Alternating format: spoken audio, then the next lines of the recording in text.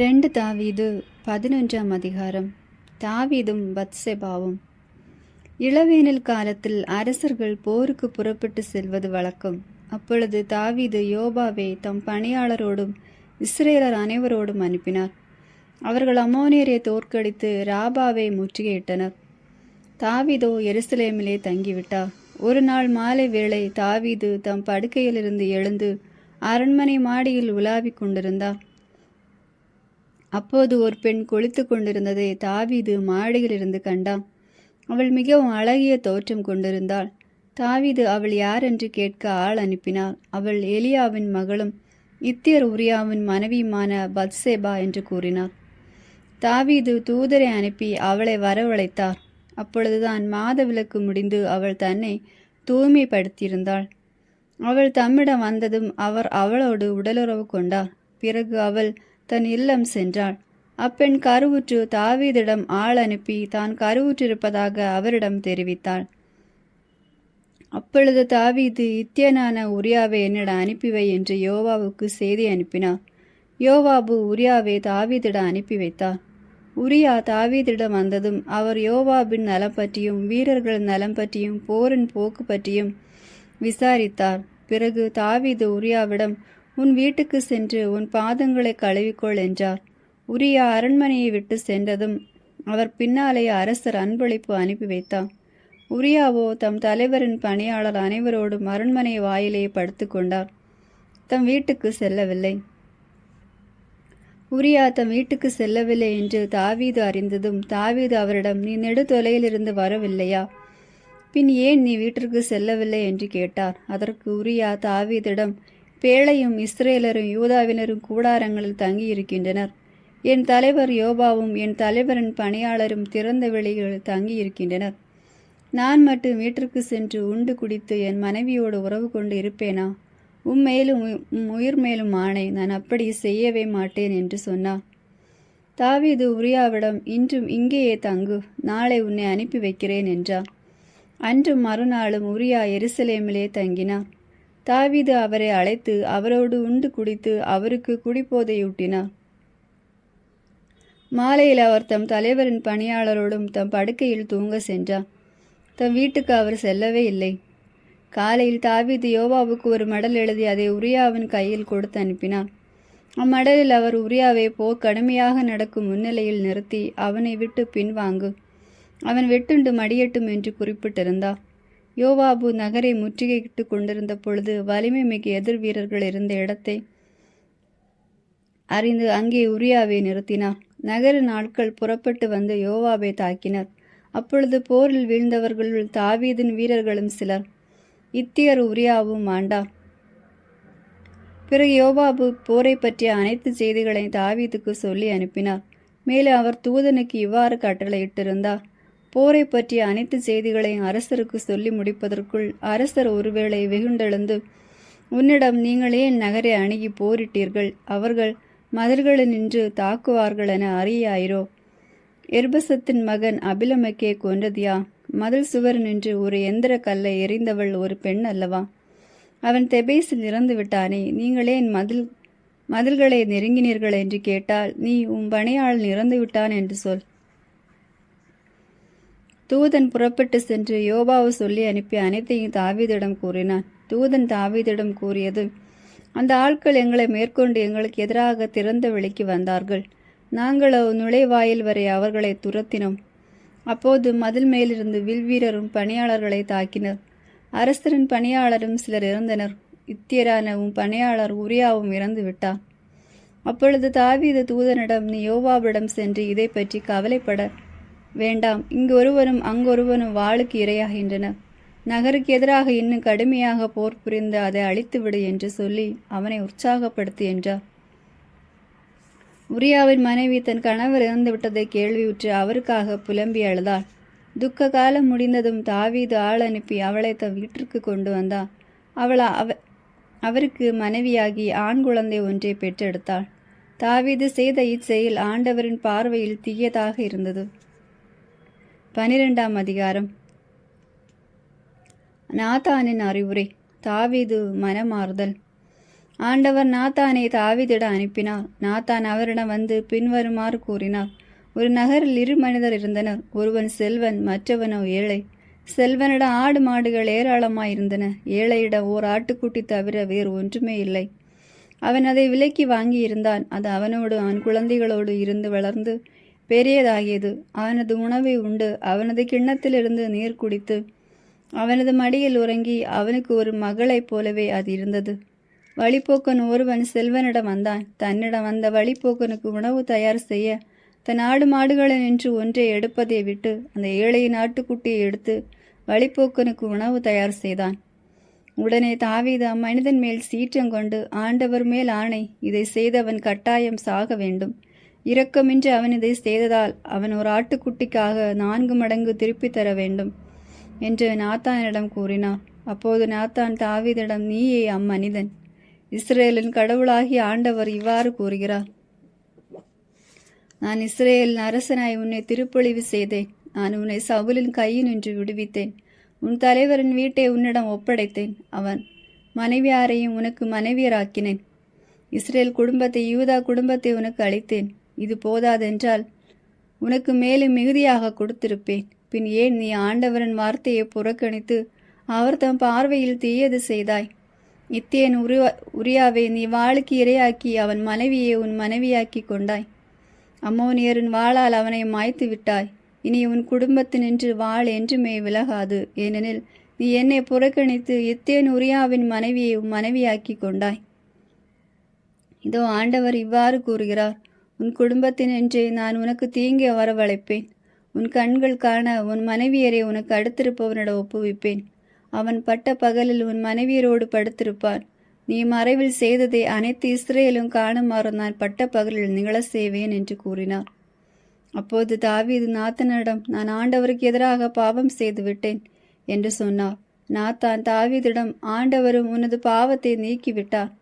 நீ சாக மாட்டாய். ஆயினும் ஆண்டவரின் எதிரிகள் அவரை இழிவாக எண்ணும்படி நீ இவ்வாறு செய்ததால் உனக்கு பிறக்கும் மகன் உறுதியாகவே சாவான் என்று சொன்னார். பின்பு நாத்தான் தம் வீட்டுக்கு சென்றார். உரியாவின் மனைவி தாவீதிற்கு பெற்றெடுத்த குழந்தையை ஆண்டவர் தாக்க அது நோயிற்று சாக கிடந்தது. தாவீதின் மகன் இரத்தல். தாவீதா குழந்தைக்காக ஆண்டவரிடம் மன்றாடினார். உண்ணா நோன்பு மேற்கொண்டு உள்ளே சென்று இரவெல்லாம் தரையில் படுத்து கிடந்தான். அவர் தம் வீட்டின் பெரியோர்கள் தரையில் நின்று அவரை எழுப்ப சென்றனர். அவருக்கோ விருப்பமில்லை. அவர்களோடு அவர் உணவு உண்ணமில்லை. பின் 7வது நாள் குழந்தை இறந்தது. குழந்தை இறந்ததை தாவீதின் பணியாளர் அவரிடம் சொல்ல அஞ்சினர். குழந்தை உயிரோடு இருந்தும் நாம் அவரிடம் பேசிய போது அவர் நம் குரலுக்கு செவி கொடுக்கவில்லையே. குழந்தை இறந்து விட்டது என்று நாம் அவரிடம் சொன்னால் அவர் தமக்கு என்ன தீங்கு இழைத்துக் கொள்வாரோ என்று அவர்கள் பேசிக்கொண்டார்கள். பணியாளர் தங்களுக்குள் ரகசியமாக பேசிக்கொண்டதை தாவீது கண்டு குழந்தை இறந்து விட்டதை உணர்ந்து தம் பணியாளரிடம், குழந்தை இறந்து விட்டதா என்று கேட்க அவர்களும் ஆம், இறந்து விட்டது என்று பதில் கூறினர். உடனே தாவீது தரையில் நின்று எழுந்தார். குளித்து நறுசை பூசி உடைகளை மாற்றிக்கொண்டார். கடவுளின் இல்லம் சென்று அவரை தொழுதார். பிறகு அவர் தம் இல்லம் வந்தார். அவரை கேட்க உணவு பரிமாறப்பட்டது. அவர் அதை உண்டார். நீ இவர் செய்ததை என்னென்போம்? உயிரோடிருந்த குழந்தைக்காக நீ உண்ணாமல் அழுதீர். ஆனால் குழந்தை இறந்தது எழுந்து உணவு கொண்டீரே என்று அவருடைய பணியாளர் அவரிடம் கூறினார். குழந்தை உயிரோடு இருந்ததை போது ஒருவேளை ஆண்டவர் இறங்குவார், அவனும் பிழைப்பான் என்று நினைத்து நான் உண்ணா நோன்பிருந்து அழுதேன். இப்போது அவன் இறந்து விட்டான். இனி நான் ஏன் உண்ணா நோன்பிருக்க வேண்டும்? என்னால் அவனை திருப்பி கொண்டு வர முடியுமா? நான் தான் அவனிடம் செல்ல முடியுமே ஒழிய அவன் என்னிடம் திரும்பி வரமாட்டான் என்று கூறினார். சாலமோனின் பிறப்பு. தாவீது தம் மனைவி பத்சேபாவுக்கு ஆறுதல் கூறினார். பிறகு அவளுடன் உடலுறவு கொண்டார். அவள் ஒரு குழந்தையை பெற்றெடுக்க அவனை சாலமோன் என்று அழைத்தார். ஆண்டவர் அவன் மீது அன்பு கொண்டிருந்தார். ஆண்டவர் இறைவாக்கினர் நாத்தானை அனுப்பினார். அவர் ஆண்டவரை முன்னிட்டு அவனை எதிதியா என்று அழைத்தார். தாவீது ராபா நகரை கைப்பற்றல்.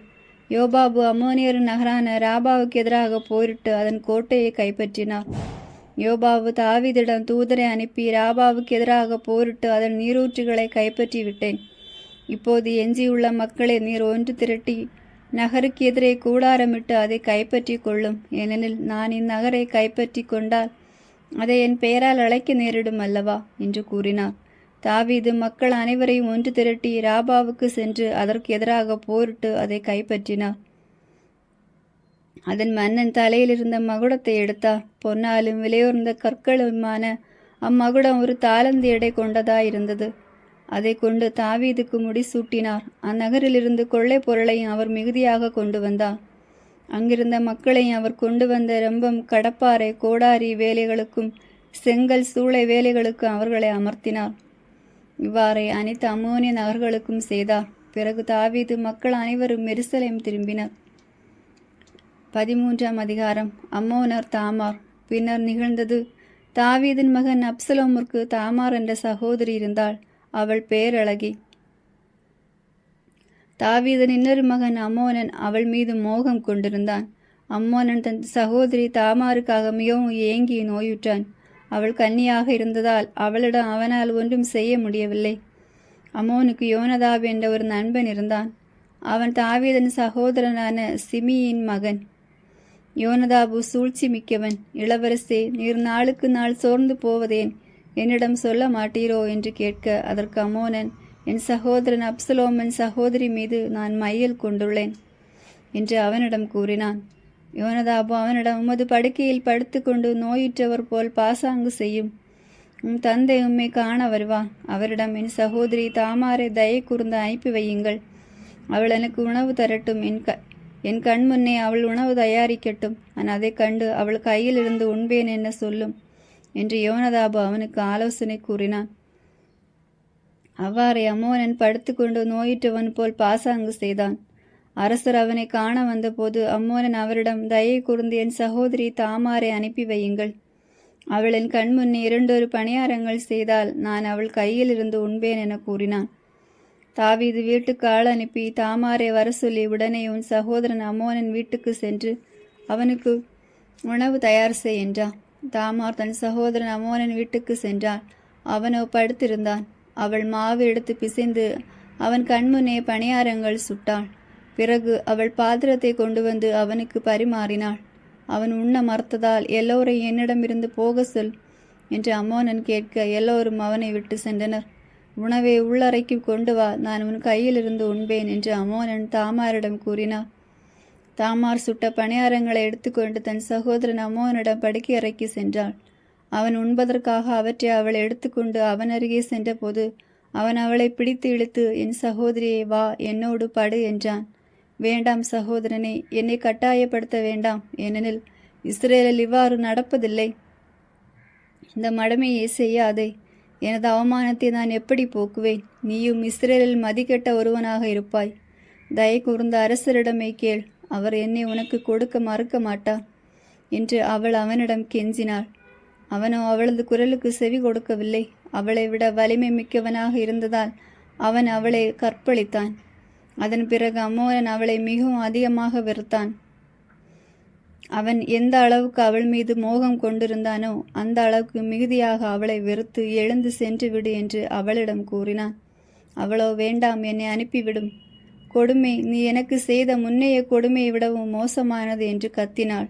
ஆனால் அவன் அவளுக்கு செவி கொடுக்க விரும்பவில்லை. தனக்கு பணிவிடை செய்து வந்த இளைஞனை அவன் அழைத்து, இந்த பெண்ணை என்னிடமிருந்து வெளியேற்று. அவள் சென்றதும் கதவை தாளிடு என்று கூறினான்.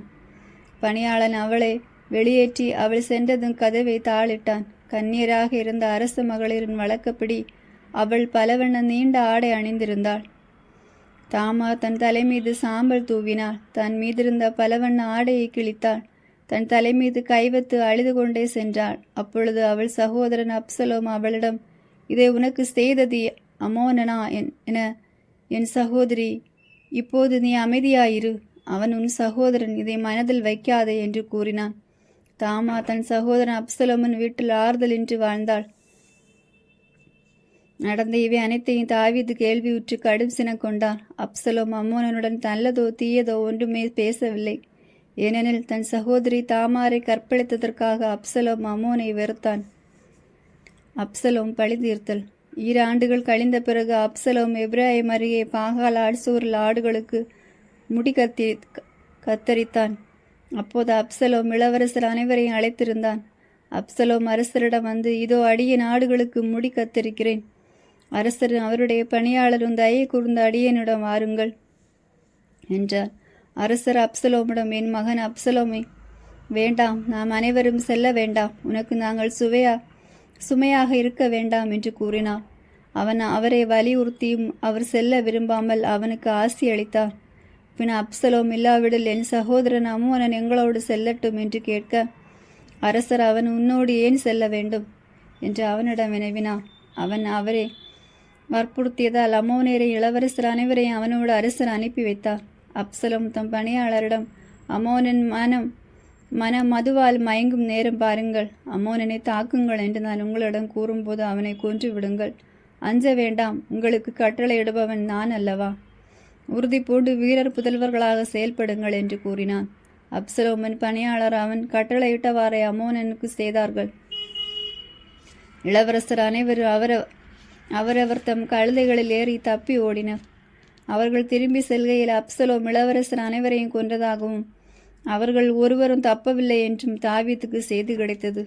அரசர் எழுந்து தம் ஆடைகளை கிழித்து கொண்டு தரையில் படுத்தார். அங்கே நின்று கொண்டிருந்த பணியாளர் அனைவரும் தங்கள் ஆடைகளை கிழித்து கொண்டனர்.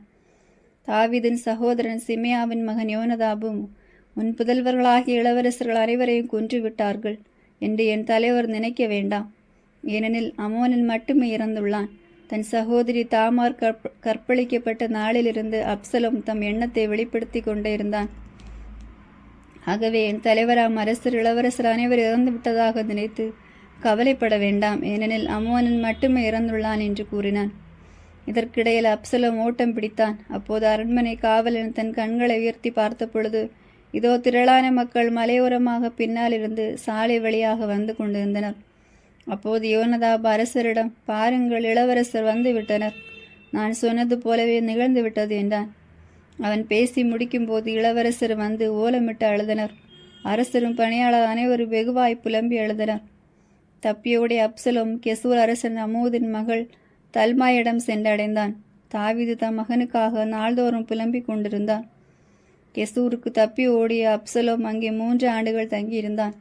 அம்மோனின் மறைவு பற்றிய கவலை நீங்கிய பின் அரசர் தாவீது அப்சலோமை காணும் ஏக்கத்தில் இருந்தார். 14ஆம் அதிகாரம். அப்சலோம் எருசலேமுக்கு அழைத்து வரப்படல். அரசரின் உள்ள அப்சலோமின் மீது அன்பு கொண்டிருந்ததை செருயாவின் மகன் யோவாபு அறிந்திருந்தான். தெக்கோவுக்கு ஆள் அனுப்பி அங்கிருந்து கூர்ந்த அறிவுடைய ஒரு பெண்ணை யோவாபு தன்னிடம் கூட்டி வர சொல்லி அவளிடம், நீ துக்கம் கொண்டாடுபவளைப் போல் நடி, இளவு ஆடைகளை அணிந்து கொள், நறுசை பூசிக்கொள்ளாதே, இறந்தவனுக்காக பல நாட்கள் இளவு கொண்டாடுகிறவளைப் போல் நீ இருக்க வேண்டும். பின் அரசரிடம் சென்று அவரிடம் நீ இவ்வாறு பேச வேண்டும் என்று கூறி அவள் என்ன பேச வேண்டும் என்று யோவாபு சொல்லிக் கொடுத்தார். தெக்கோவை சார்ந்த பெண் அரசரிடம் சென்று முகங்குப்புற தரையில் வீழ்ந்து வணங்கி, அரசை காப்பாற்றும் என்று கதறினாள். உனக்கு என்ன வேண்டும் என்று அரசர் அவளிடம் கேட்டார். நான் ஒரு கைம்பெண், என் கணவர் இறந்து விட்டார். அடியவளுக்கு 2 பிள்ளைகள் இருந்தனர். இருவரும் திறந்த வெளியில் சண்டையிட்டு கொண்டனர். அவர்களை தடுத்து நிறுத்த யாரும் இல்லாததால் ஒருவன் மற்றவனை தாக்கி கொன்று விட்டான். இதோ அடியவளுக்கு எதிராக என் குடும்பத்தார் அனைவரும் எழும்பி தன் சகோதரனை கொன்றவனை கொடுத்துவிடு, அவன் சகோதரன் உயிருக்காக நாங்கள் அவனை கொல்ல வேண்டும் என்று கூறுகின்றனர். இவ்வாறு அவர்கள் எனக்கு இருக்கும் ஒரு வாரிசையும் அழித்து எனக்கு எஞ்சியுள்ள ஒளியையும் அணைத்து இவ்வுலகில் என் கணவனுக்கு பேரும் வழிமரமும் இல்லாமல் செய்து விடுவார்கள் என்று அவள் சொன்னாள். நீ உன் வீட்டுக்கு செல், உனக்காக நான் கட்டளை பிறப்பிப்பேன் என்று அரசர் அப்பெண்ணிடம் கூறினார்.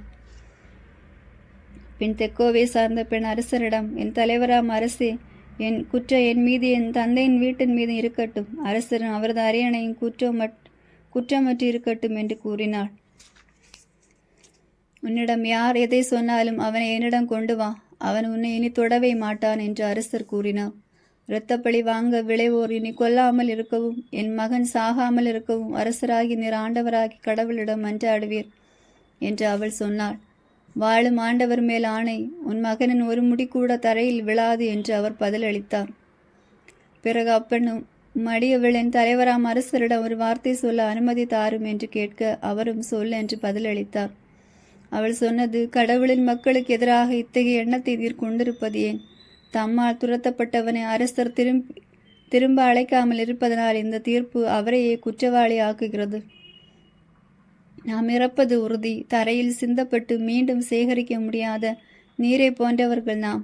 ஆனால் துரத்தப்பட்டவனை பொறுத்தமட்டில் அவன் தம்மிடமிருந்து விலகி விடாதபடி கடவுள் திட்டமிடுகிறார். அவன் உயிரை எடுக்க மாட்டார். இதை என் தலைவராம் அரசரிடம் நான் கூற வந்தபோது மக்கள் என்னை அச்சுறுத்தினர். அடியவளோ, நான் அரசரிடம் போவேன், ஒருவேளை அரசர் தம் அடியவளின் வார்த்தைக்கு செவி கொடுப்பார். அரசர் செவி கொடுத்து என்னை, என் மகனை, கடவுளின் உரிமை சொத்து நின்று அழிக்க வருபவன் கையில் நின்று தம் அடியவனை காப்பாற்றுவார் என்று எண்ணினேன். ஏனெனில் அடியவர் எண்ணப்படி என் தலைவராம் அரசரின் வார்த்தை எனக்கு அமைதி தரும். கடவுளின் தூதரைப் போல் என் தலைவராம் அரசர் நன்மையும் தீமையும் புரிந்து கொள்வார். ஆண்டவராம் கடவுள் உம்மோடு இருப்பார் என்று கூறினாள். அதன்பின் தாவீது அப்பெண்ணிடம் மறுமொழியாக, நான் உன்னிடம் கேட்பது எதற்கும் மறைக்காமல் பதில் சொல் என்றார். அதற்கு அவள், தயை கூர்ந்து என் தலைவராம் அரசர் கேட்கட்டும் என்றாள். இதெல்லாம் உன்னோடு யோபாவுக்கும் பங்கு உண்டு அல்லவா என்று அரசர் தாவீது கேட்டார். என் தலைவராம் அரசே, உயிர் மேல் ஆணை, என் தலைவராம் அரசரின் வார்த்தையிலிருந்து யாரும் வலமோ இடமோ திரும்ப முடியாது. அடியான் யோவாவுதான் என்னை பணித்தவர். அவரை இச்சொற்கள் அனைத்தையும் அடியவளுக்கு சொல்லி தந்தவன். அடியான் யோவாவு தற்போதைய நிலை மாற வேண்டுமென இதை செய்தார். ஆனால் கடவுளின் தூதருக்கு நிகரான பேரறிவு கொண்ட என் தலைவர் உலகில் நடக்க அனைத்தையும் அறிவார் என்று அப்பெண் கூறினாள். அப்போது அரசர் யோவாபை அழைத்து, இதை செய்தவன் நீயே, போ, இளைஞன் அப்சலோமை கூட்டி வா என்றான்.